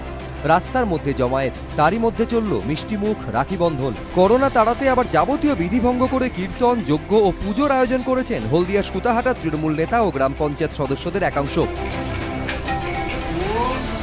আমাদের এলাকায় না যেন করোনা ভাইরাস কোনোভাবে ছড়িয়ে পড়তে পারে, তার জন্য আমাদের এই ব্যবস্থাপনা আমরা এইভাবেই আমরা 15 দিন ব্যাপী আমরা করে চলছি। দেশে করোনা আক্রান্তের সংখ্যা 18 লক্ষ পার। দৈনিক সংক্রমণের নিরিখে বিশ্বে প্রথম ভারত। বিশ্বে মৃত্যুর নিরিখে 1 মাসের মধ্যে 8ম থেকে 5ম স্থানে উঠে এসেছে ভারত। কিন্তু এরই মধ্যে বিজেপি যখন অযোধ্যায় রাম মন্দিরের ভূমি পুজোর প্রসঙ্গ তুলে বাংলায় 5 তারিখ অর্থাৎ বুধবার সম্পূর্ণ লকডাউনের বিরোধিতা করছে, তখন তৃণমূল বিজেপির অবস্থানের সমালোচনা করলেও তাদের রাখি বন্ধন উৎসবে করোনা সংক্রান্ত বিধিনিষেধের তোয়াক্কা করা হলো না। আমি সরকারের কাছে একটা আবেদন করেছি পুনর্বিবেচনা করার জন্য, যেহেতু 3বার 4বার ওনারা তারিখের পরিবর্তন করেছেন লকডাউন নিয়ে। কমপক্ষে 5 তারিখ নিয়ে পুনর্বিবেচনা হোক। মানুষ লকডাউন মানতে রাজি আছে। আমরা সর্বধর্মের প্রতি আমাদের শ্রদ্ধা আছে, ভালোবাসা আছে, কিন্তু তার মানে এই নয় আমি শ্রদ্ধা জানাতে রাস্তায় শ্রদ্ধা জানাতে হয়। আমি তো বাড়িতে বসে সাথে প্রধানমন্ত্রী প্রধানের সব ঘন্টা ঘন্টা বাজিয়েছি, তো রাস্তায় এসে তো ঘন্টা বাজাতে পারি, বাড়িতেই ঘন্টা বাজে। 1905 সালে রবীন্দ্রনাথ বঙ্গভঙ্গের প্রস্তাবের প্রতিবাদে রাখি বন্ধন উৎসব করেছিলেন, কিন্তু সোমবার করোনার বিধিনিষেধ ভঙ্গের যে ছবি ধরা পড়ল তা অত্যন্ত উদ্বেগজনক বলেই মত বিশেষজ্ঞদের। কৃষ্ণেন্দু অধিকারী, দীপক ঘোষ ও সমিত সেনগুপ্ত, এবিপি আনন্দ। তৃণমূল কংগ্রেস প্রতিনিধি কুণাল ঘোষের কাছে আসবো। কুণালদা, আমার খুব ভালো লেগেছিল যখন জানতে পারলাম যে রাখির সঙ্গে এবার তৃণমূল কংগ্রেস মাস্ক বিলি করবে। আমার ভালো লেগেছিল যে সচেতনভাবে রাজনীতি, সমাজ এবং জনস্বাস্থ্যকে মিশিয়ে দেওয়ার একটা চেষ্টা। কিন্তু আজকে কার্যক্ষেত্রে তৃণমূলের রাখি বন্ধন উৎসবে কোভিড বিধি কতটা রক্ষিত হলো বা কিভাবে লঙ্ঘিত হলো আপনি নিজেই দেখলেন। আপনার সময় শুরু এখন। আমি খুব অল্প কথায় বলে নিই, কারণ এটা নির্দিষ্ট কয়েকটা জায়গা দেখানো হয়েছে। টোটাল কতগুলি ব্লক, কতগুলি বুথ, সেগুলি দেখালে বোধহয় দেখা যেত যে কয়েকটি মাত্র জায়গায় কিছু অতি উৎসাহী যারা এসে পড়েন এবং সেখানে নেতৃবৃন্দ কিন্তু সঙ্গে সঙ্গে তাদেরকে ধমক দিচ্ছেন বা নিয়ম মানতে বাধ্য করছেন। আমরা যদি গত কয়েকদিন দেখি এই রাজ্যে ভারতীয় জনতা পার্টি বা মার্ক্সবাদী কমিউনিস্ট পার্টি বা কংগ্রেস বিভিন্ন জায়গায় বিভিন্ন কারণে যে জমায়েত হয়েছে সেগুলো যদি আপনি একসঙ্গে দেখাতেন তাহলে শুধুমাত্র তৃণমূল কংগ্রেস প্রতিনিধির কাছে এই প্রশ্নটা আসতো বলে আমার মনে হয় না। তো যাই হোক, আমি মূল বিষয় যেটা নিয়ে আপনি জিজ্ঞাসা করছিলেন আমি বলি, দেখুন এই ভূমি পুজো এই বিষয়টা কিন্তু বিষয়টার সঙ্গে বিতর্কটা নয়, বিতর্কটা হচ্ছে টাইমিংটা নিয়ে। দেশে যখন এই পরিস্থিতি, অমিত শাহ তিনি তো তার টুইটে বলছেন আমার কাছাকাছি যারা এসছেন তারা দয়া করে নিজেদের কোয়ারেন্টিনে পাঠান। সেক্ষেত্রে তো প্রধানমন্ত্রী নিশ্চিতভাবে তার মধ্যে পড়েন। আনলকের বিধিতে পরিষ্কার বলা আছে 65 বছর যাদের বয়স তাদের বেশি, তাদেরকে ঘরে থাকতে পরামর্শ দেওয়া হচ্ছে।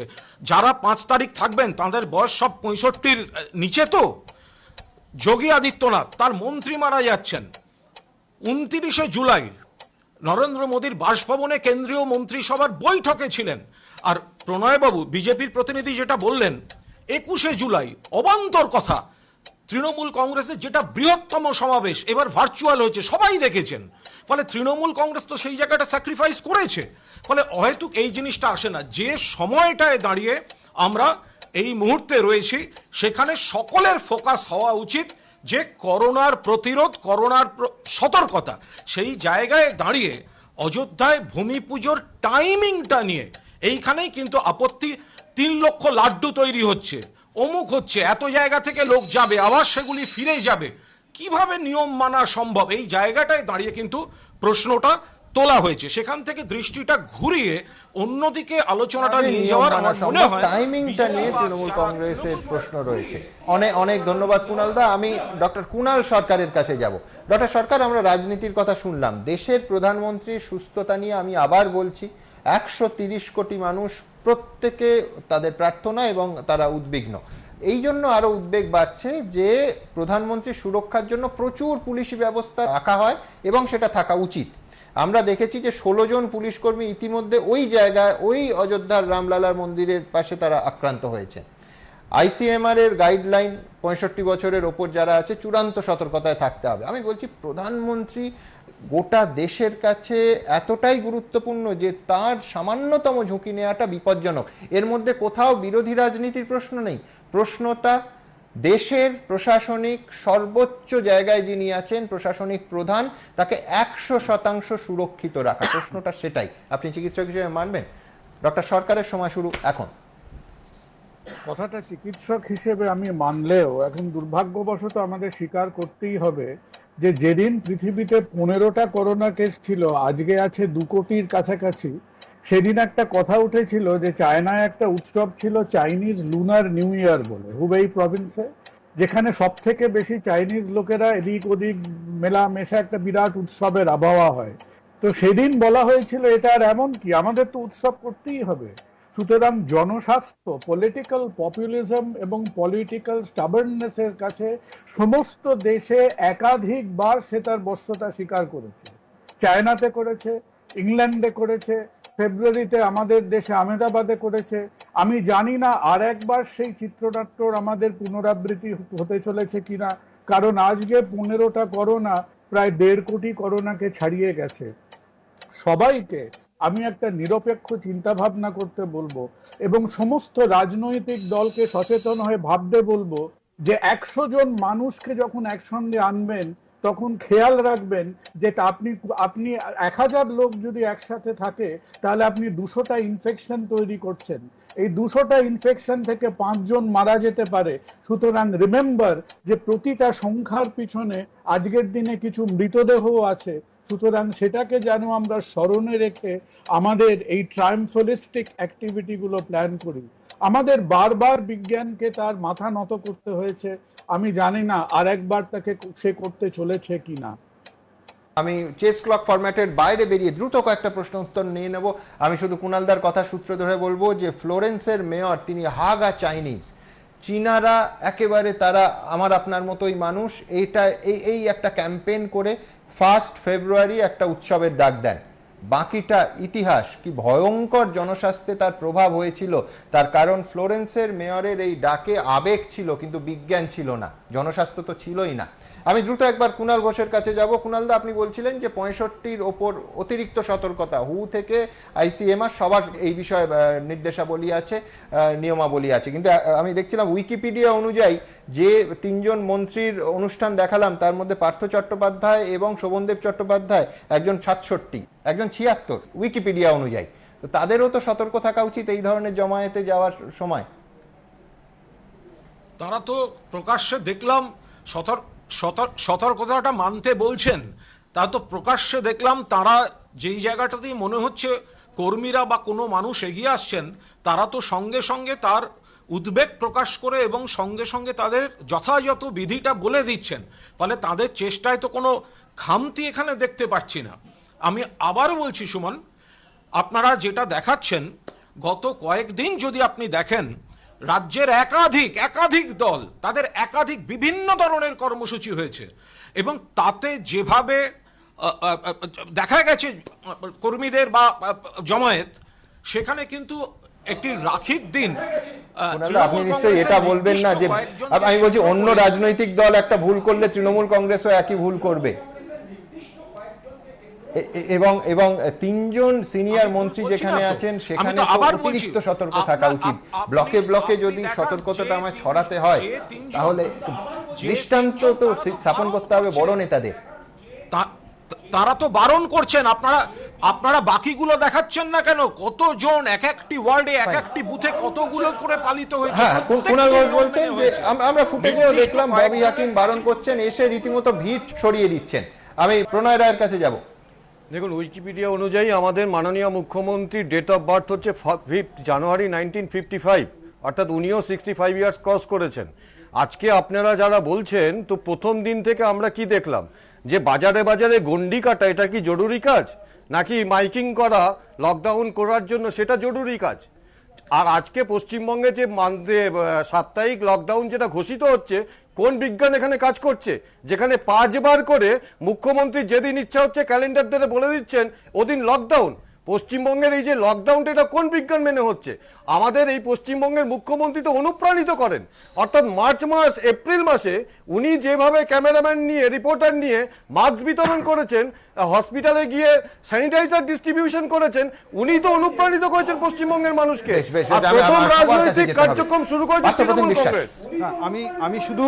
আমি সুমনবাবু যেটা আমি করতে চাই, যে কন্টেস্ট করতে চাই, ডক্টর সরকার নয়, কুণাল ঘোষ উনি বললেন যেটা, যে উনি হচ্ছেন এই ভূমি পুজোর টাইমিংটা হচ্ছে ওনার আপত্তি, এছাড়া বাকিটা আপত্তি নেই। আমি বলছি যে পলিটিক্যালি যদি বুঝতে চান, আমার সংকটটা এখানে যে তৃণমূল কংগ্রেসের পলিটিক্স না, আমি বলেছি আপনি যা বললেন তাই, তাহলে আমি যেটা বলি, আমি বলছি যে টাইমিং এবং একই সাথে এই যে নেচার। আমি বলছি এই যে ভূমি পুজোর যে রাজনীতি, এটা যেরকম বিজেপি বিশ্বাস করে বিজেপির সুবিধা হয়, আসলে সেই রাজনীতিটা এ রাজ্যে তৃণমূল করতে চায়। কারণ রামনবমীর পেছন হনুমান দশমী করা এমনি হয় না। আমি বললাম তো, প্রত্যেকটা ক্ষেত্রে বিজেপি যা করে তাকে ফলো করা হয়। ফলে এখানেও ওই যে রাম কি ভূমি পুজো তো দাঁড়িয়ে সুস্পষ্ট বলতে পারছে না যে ওই পুজো বিরোধিতা করেন বলে চলেছেন। না, আমি বলছি বলুন যে যেদিনকে আরে কিসের বলছেন, কাকে বলছেন, কি বলছেন? মুখে কথা বললে হবে?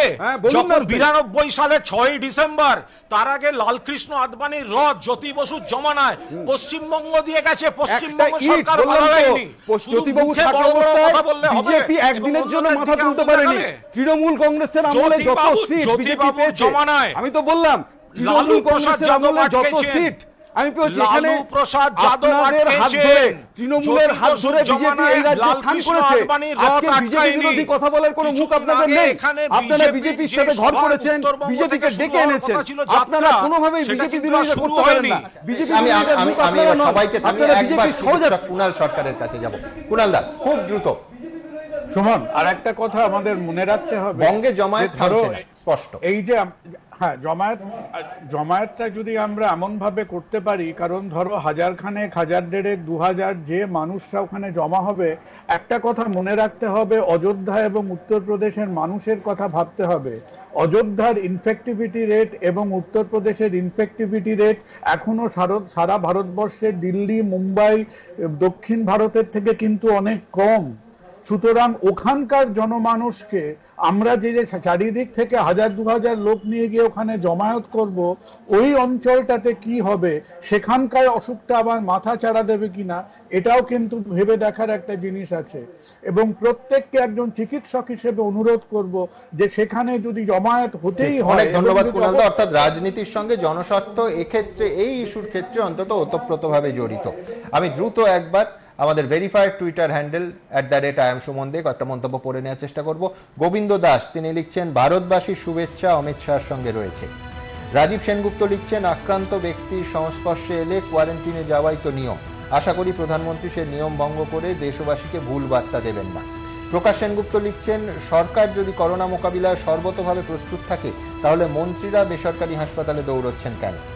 অয়ন দে লিখছেন, বিজেপি নেতারা তো হাসপাতালে না গিয়ে ভাবিজি পাপড়েই ভরসা রাখতে পারেন। মিহির কানুনগো লিখছেন, কোটি কোটি মানুষের আশীর্বাদে ভূমি পূজন সফল হতে বাধ্য। অমিত রায় লিখছেন, দিলীপ বাবুরা লকডাউনের দিনটায় ইচ্ছাকৃতভাবে অশান্তি পাকাতে চাইছেন।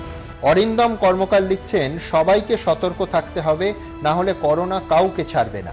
রণজয় দে লিখছেন, এত বছর অপেক্ষার পর রাম মন্দিরের ভূমি পুজো হচ্ছে, রাজ্য সরকার ভদ্রতার খাতিরে ওই দিনটায় লকডাউন না করলেও পারত। অভ্র রায়চৌধুরী লিখছেন, দেশের মানুষের স্বার্থে মাননীয় প্রধানমন্ত্রীর উচিত এই মুহূর্তে জনসমাগম এড়িয়ে চলা। কঠিন সময়, কোভিড সময়, সেই জন্য সামাজিক দূরত্ব অযোধ্যার পুজোর অনুষ্ঠানে যাতে বজায় রাখা যায়, একটা নয় দুটো মঞ্চ হচ্ছে। এই প্রতিবেদনে তার ডিটেলস আপনাদের দেখাবো। এছাড়া আমন্ত্রিতের সংখ্যা কমিয়ে দেওয়া হয়েছে। উমা ভারতী টুইট করে বলছেন, যখন থেকে শুনছি অমিত শাহ এবং অন্য বিজেপি নেতাদের করোনা ধরা পড়েছে, তখন থেকেই যারা অযোধ্যায় শিলান্যাস অনুষ্ঠানে যাচ্ছেন তাদেরকে নিয়ে চিন্তা হচ্ছে, বিশেষ করে প্রধানমন্ত্রীকে নিয়ে। উমা ভারতী লিখছেন, দেখুন।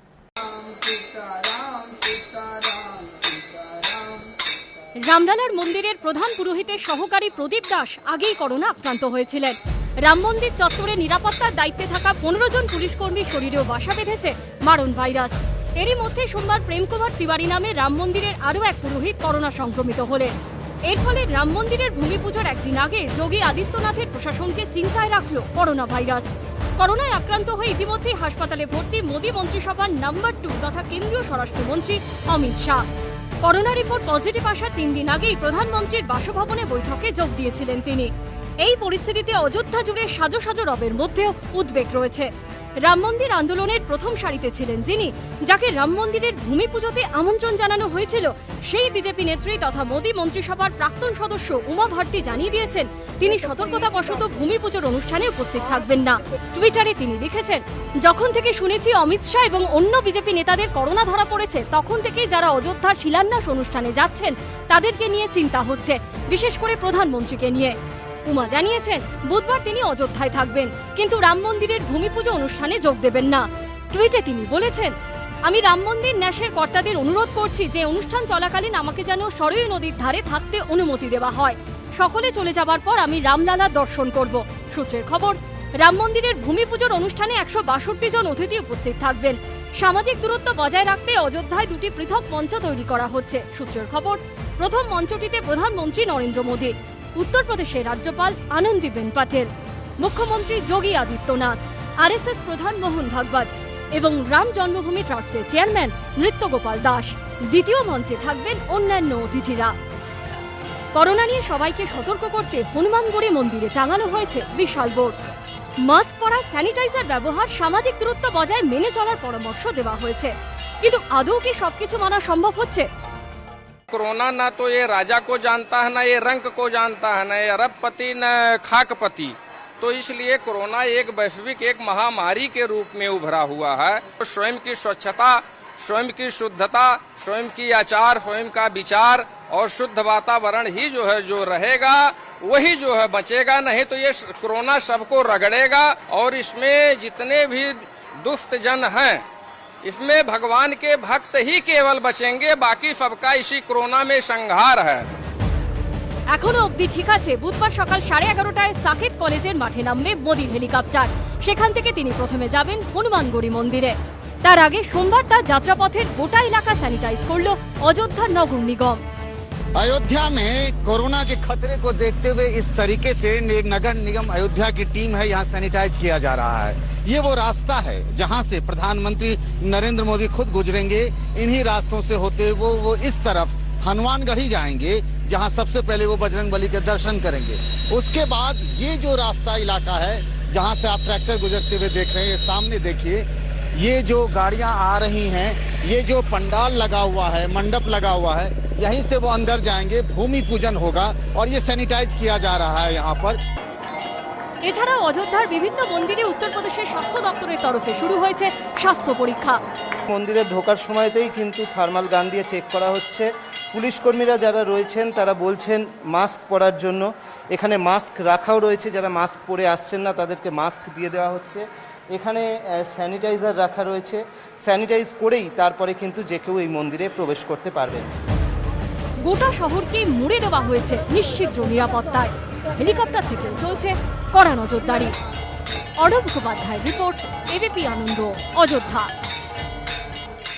আপনাদের আগেই বলেছি যে অযোধ্যা ইতিমধ্যেই এবিপি আনন্দের একাধিক প্রতিনিধি পৌঁছে গেছেন। এই অকাল দীপাবলির উদযাপনের শেষ মুহূর্তে প্রস্তুতি ঠিক কি রকম, অর্ণব মুখোপাধ্যায় আমাদের এক প্রতিনিধি তুলে ধরেছেন। বিশেষ রিপোর্ট দেখুন।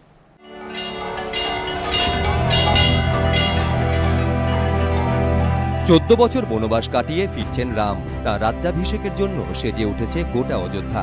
বহু যুগ পর ঋষি বাল্মীকি রচিত রামায়ণের সেই প্রেক্ষাপটই যেন ফিরে এসেছে আজকের অযোধ্যায়। মাঝে আর মাত্র একটা দিন, তারপরই বুধবার বহু প্রতীক্ষিত রাম মন্দিরের ভূমি পুজো। গোটা অযোধ্যা জুড়েই এখন সাজো সাজো রব। চলছে অকাল দীপাবলি উদযাপনের শেষ মুহূর্তের প্রস্তুতি। রীতি অনুযায়ী সব পুজোয় শুরু হয় সিদ্ধিদাতা গণেশের পুজো দিয়ে। সোমবার সকাল 9টা থেকে অযোধ্যায় শুরু হয় গণেশ পুজো। দেশের বিভিন্ন প্রান্ত থেকে আসতে শুরু করেছে পবিত্র মাটি ও নদীর জল। যেমন রামপুত্র লবের রাজ্য শ্রাবস্তি থেকে মাটি ও জল নিয়ে এসেছেন ইনি।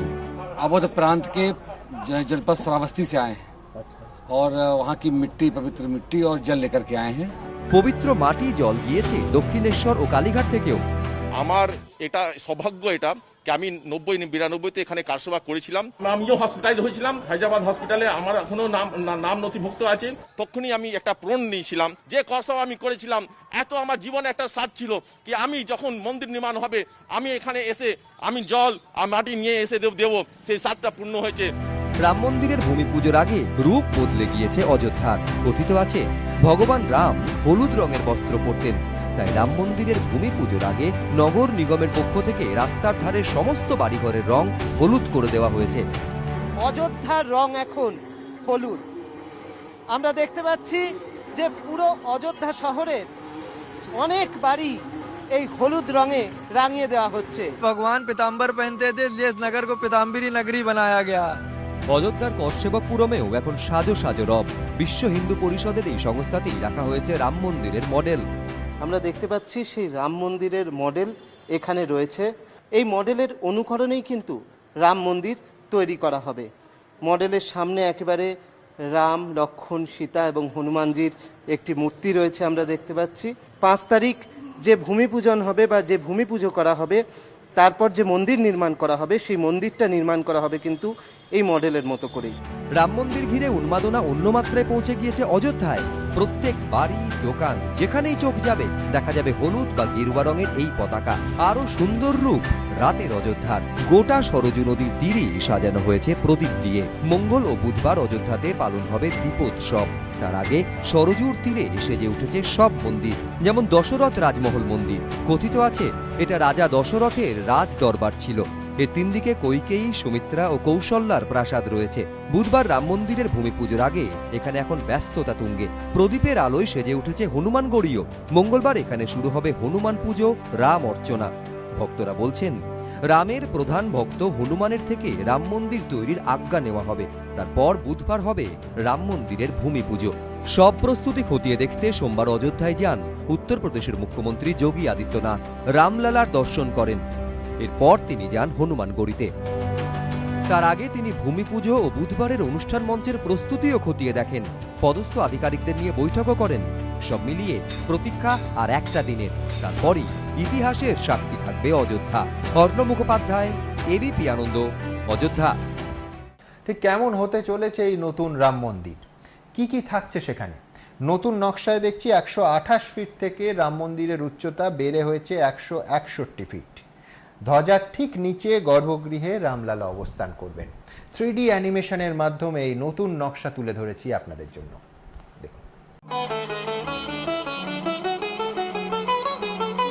দীর্ঘ প্রতীক্ষার পর বুধবার অযোধ্যায় হতে চলেছে রাম মন্দিরের ভূমি পুজো।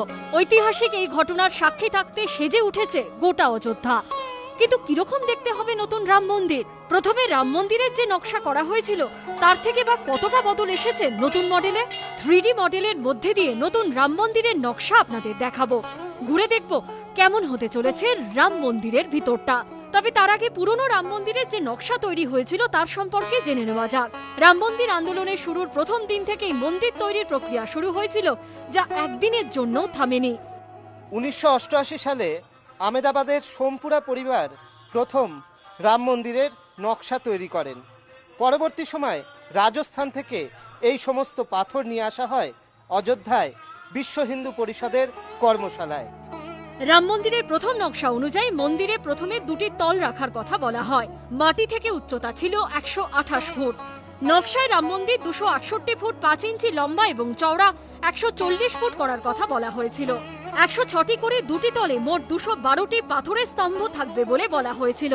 প্রথম নকশায় 3টি মণ্ডপ ছিল, কিন্তু 32 বছর পর যখন আদতেই রাম মন্দির তৈরি হচ্ছে তখন তার নকশাও অনেকটাই বদলে ফেলা হচ্ছে। কর্তৃপক্ষের অনুমান, একবার রাম মন্দির তৈরি হয়ে গেলে প্রতিদিন প্রায় 1 লক্ষ মানুষের সমাগম হবে অযোধ্যায়। এত পরিমাণ লোক যাতে সুষ্ঠুভাবে মন্দির দর্শন করতে পারেন সেই কথা মাথায় রেখে আগের থেকে অনেকটাই বাড়ানো হয়েছে রাম মন্দিরের পরিধি। নতুন নকশায় 128 ফুট থেকে বেড়ে রাম মন্দিরের উচ্চতা করা হয়েছে 161 ফুট। পাশাপাশি লম্বা ও চওড়ার দিক দিয়েও আগের থেকে অনেকটাই বেড়ে গিয়েছে নতুন রাম মন্দির। বর্তমান নকশা অনুযায়ী রাম মন্দির 360 ফুট লম্বা হবে, চওড়াই হবে 235 ফুট। পরিধিতে বড় তো হয়েইছে, বদল এসেছে মন্দিরের ভেতরে গম্বুজের সংখ্যারও। একেবারে ধ্বজার নিচে থাকবে গর্ভগৃহ, এখানেই অধিষ্ঠিত করা হবে রামলালাকে। প্রথম নকশায় মন্দিরে 3টি গম্বুজ থাকলেও নতুন নকশায় গম্বুজের সংখ্যা বেড়ে 5টি করা হয়েছে। রাম মন্দিরের প্রধান গম্বুজটি হল গর্ভগৃহ, ঠিক তার সামনে থাকবে গৌরমণ্ডপ।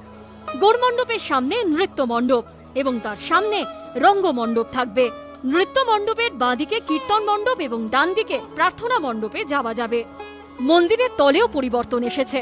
প্রথমে রাম মন্দিরের 2টি তলা থাকবে বলা হয়েছিল, কিন্তু নতুন নকশায় গর্ভগৃহের উপরে 2য় তল এবং তার উপরে আরো 1টি তল বাড়িয়ে 3 তলা করা হয়েছে। এতক্ষণ তো আপনি দেখলেন মন্দিরের বাইরে থেকে নকশা, কিন্তু ভেতর থেকে কেমন দেখতে হবে রাম মন্দিরকে। মন্দিরে প্রবেশের এই পথ বা সিঁড়ির নাম দেওয়া হয়েছে সিংহদ্বার। এই সিঁড়ি দিয়ে উপরে উঠলেই সোজা দেখা যাবে গর্ভগৃহ, দেখা মিলবে রামলালার। উপরে উঠলেই আপনার চোখে ধরা পড়বে পাথরের উপর অপূর্ব কারুকার্য। সূত্রের খবর, রাম মন্দির তৈরিতে কোনো লোহা বা স্টিলের ব্যবহার করা হচ্ছে না, সবটাই পাথরের উপর কারুকার্য। বহু বছর আগেই যা আনা হয়েছিল রাজস্থান থেকে। বহুদিন ধরে পড়ে থাকা এই সমস্ত পাথর যাতে কালো রং ধরে গিয়েছিল সেগুলো পরিষ্কার করে তার পুরনো অবস্থায় ফিরিয়ে আনা হয়েছে। সূত্রের খবর, রাম মন্দিরের ভেতরে স্তম্ভগুলি তৈরির ভার এক একজন কারিগরকে দেওয়া হয়েছিল। মন্দিরের ভেতরে ঢুকে নৃত্য মণ্ডপের দেওয়ালে পাথরের কাজ দিয়ে ফুটিয়ে তোলা হবে রামকথা, তার জীবনের বিভিন্ন পর্যায়ে ফুটিয়ে তোলা হবে। এই নৃত্য মণ্ডপের বাঁদিকেই রয়েছে কীর্তন মণ্ডপ, সেখানে সবসময় রামের নাম হবে। আর ডান দিকে রয়েছে প্রার্থনা মণ্ডপ, এখানে ভক্তরা এসে বসে থাকতে পারবেন। নৃত্য মণ্ডপ থেকে কয়েক পা এগোলেই গর্ভগৃহ, এখানেই প্রতিষ্ঠিত হবেন রামলালা। ঠাকুর দর্শনের পর থাকছে মন্দির পরিক্রমার ব্যবস্থাও। স্তম্ভের সংখ্যাও বেড়েছে। আগে এখানে 106টি স্তম্ভের কথা বলা হয়েছিল, নতুন নকশায় স্তম্ভের সংখ্যা বেড়ে হয়েছে 132। মন্দিরের 2য় তলে থাকবে রাম দরবার, এখানেও আসতে পারবেন ভক্তরা, কিন্তু 3য় তলে উঠতে পারবেন না ভক্তরা। বুধবার এই মন্দিরের ভূমি পুজোর উদ্বোধন করবেন প্রধানমন্ত্রী। भव्य राम मंदिर निर्माण की आधारशिला रखने के लिए प्रधानमंत्री मोदी जी आ रहे हैं। यह हम सब के लिए सौभाग्य का अवसर है, एक गौरवशाली अवसर है। हर भारत गौरव की अनुभूति करे और इस कार्यक्रम को, पूरे कार्यक्रम की यहाँ से लाइव टेलीकास्ट होगा। उस कार्यक्रम को हम लोग अपने घरों में रह करके देख सकेंगे। ইতিমধ্যে দেশের বিভিন্ন প্রান্ত থেকে অযোধ্যায় আসতে শুরু করেছেন ভক্তরা। এই রকম রূপোর ইট আমরা দেখতে পাচ্ছি, সেই রূপোর ইট কিন্তু নিয়ে এসছেন রাজস্থান থেকে এবং এই রূপোর ইট রাম মন্দির তৈরিতে ব্যবহার করা হবে। আমরা দেখতে পাচ্ছি রাম মন্দির পুরোপুরি তৈরি হতে এখনো বছর 3 বাকি। তার আগে ভূমি পুজো ঘিরেই চড়ছে উদ্দীপনার পারদ। অর্ণব মুখোপাধ্যায়ের রিপোর্ট, এবিপি আনন্দ, অযোধ্যা।